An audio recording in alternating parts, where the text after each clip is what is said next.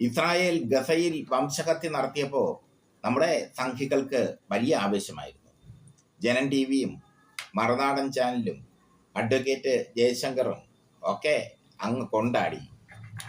Israel കയറി നിരങ്ങുന്നു, Hamas പോരാളികളാരും ജീവിച്ചിരിപ്പില്ല, ഹമാസിന്റെ ഭൂഗർഭ അറകൾ തകർത്തു, ഇനി ഹമാസ് ഉണ്ടാവില്ല എന്നൊക്കെയാണ് നിരന്തരം അവർ വാർത്തകൾ പടച്ചു വിട്ടുകൊണ്ടിരുന്നത്.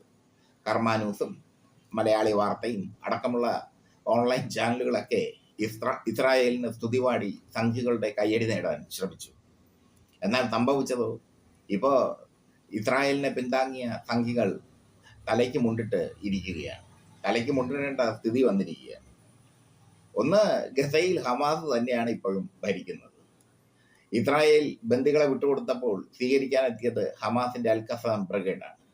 അവരുടെ പരമ്പരാഗത വേഷം ധരിച്ച് അവരെത്തിയപ്പോൾ ഒരു കാര്യം ഉറപ്പായി, ഗസയിൽ ഇപ്പോഴും ഹമാസിന്റെ ഭരണം തന്നെ. പിന്നെ എന്തൊക്കെയാണ് വിളിച്ചു പറഞ്ഞുകൊണ്ടിരുന്നത്? ഗസ പിടിച്ചെടുത്തു, ഇനി ഇസ്രായേലാണ് ഗസ ഭരിക്കുന്നത്. ഇങ്ങനെയൊക്കെയുള്ള വാഗ്ധോരണികൾ.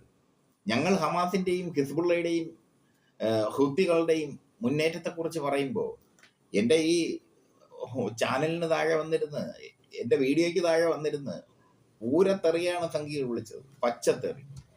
ഇപ്പോൾ എന്ത് പറയുന്നു? ഗസയിൽ ഹമാസ് തന്നെയാണ് ഭരിക്കുന്നത്. രണ്ട്, ഇസ്രായേലിൽ തമ്മിലടി തുടങ്ങിയിരിക്കുന്നു. ഇസ്രായേലിൽ ഇപ്പോൾ തന്നെ ഒരു മന്ത്രി രാജിവെച്ചു, മറ്റൊരു മന്ത്രി രാജിക്ക് ഒരുങ്ങുന്നു എന്നാണ് വാർത്ത.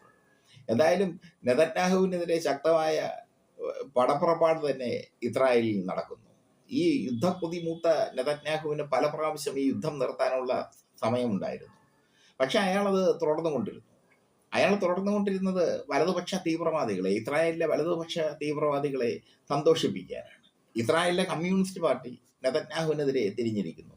യുദ്ധം ഇത്രയും നീട്ടിക്കൊണ്ടുപോയതിൽ, ആക്രമണങ്ങൾ അഴിച്ചുവിട്ടതിൽ, ക്രൂരമായ ആക്രമണം ഗസയിൽ അഴിച്ചുവിട്ടതിൽ, അതിൽ ഇസ്രായേലിലെ കമ്മ്യൂണിസ്റ്റ് പാർട്ടിക്ക് എതിരുണ്ട്. എല്ലാവരും പറഞ്ഞത് ഹമാസിന്റെ ലീഡർമാരെ എല്ലാം ഇസ്രായേൽ കൊന്നൊടുക്കി എന്നാണ്. പക്ഷെ എവിടെ ഒരു ലീഡർ വീഴുന്നുവോ അവിടെ മറ്റൊരു ലീഡർ വരികയാണ് ഹമാസിന്റെ.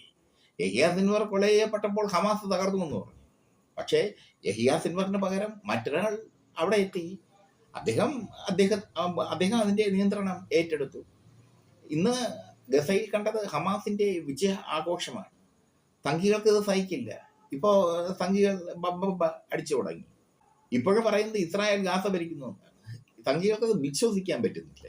അതാണ് ഈ സംഘികളുടെ ഒരു പ്രശ്നം. ഒരു കാര്യം അവർ ആഗ്രഹിച്ചു പോയാൽ നടന്നില്ലെങ്കിലും അങ്ങനെ ആഗ്രഹിച്ചത് തന്നെ നടന്നു എന്ന് വിശ്വസിക്കും. അങ്ങനെ ഒരു മൂഢ സ്വർഗത്തിൽ ആയിപ്പോകും. സംഘി ചാനലുകൾ എന്തൊക്കെയാണ് വിളമ്പിയത്? ഹമാസിന്റെ ഭൂഗർഭാറകൾ തകർത്തു, ഹമാസിന്റെ ആയുധപ്പുര കത്തിച്ചു.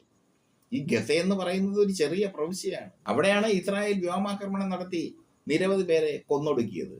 ഏകദേശം 50,000-ലധികം പേരാണ് കൊല ചെയ്യപ്പെട്ടത്. ഇസ്രായേലിന്റെ ഈ കണ്ണില്ലാത്ത ക്രൂരതയ്ക്ക് മുമ്പിൽ 1,00,000-ലധികം പേർക്ക് പരിക്കേറ്റു, കുട്ടികളടക്കം. കുട്ടികൾക്ക് അംഗഭംഗം സംഭവിച്ചു. എന്നിട്ട് എന്ത് നേടി? ഹമാസിന്റെ രോമത്തിൽ തൊടാൻ പോലും പറ്റിയില്ല. ബന്ദികളെ സ്വീകരിക്കാൻ ഹമാസ് പോരാളികൾ വന്നു നിന്നപ്പോൾ, അവരുടെ അൽഖസാം ബ്രിഗേഡ് വന്നു നിന്നപ്പോൾ സംഘികൾ ആകെ മൊത്തം നാറിയിരിക്കുകയാണ്, ഗൃസംഘികൾ.